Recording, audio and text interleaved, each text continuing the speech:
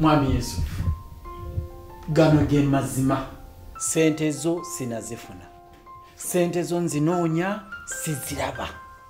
Nange njagala nnyo nzisasule naye siziraba. Kati nsaba funa ekisa onsaasire onyongereyo omwezi gumu onoonye sente zo nja kusasula.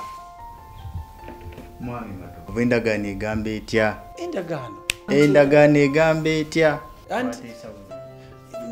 Kimanyi kye twateesa era endagaano kusinziira ku ndagaano ebbanga liba liweddeyo leero era egamba senga sente nemerero zisasula omusingo amaka gano genawayo ng'omusingo okole ki ogatwale nkimanyi naye nsaba saasira bw'oba tonsaasidde saasira mukyala wange n'abaana bange otyo weebale kukijjukira bulungi kati nze siina kyakukolera endagaano bwete bweteesa eno ennyumba nange siina kyenjagaza nti ngenda gisula ennyumba ngenda gitunda kujjamu sente za ate ozimanyiza bizinensi guno mulimu kakati Yusufu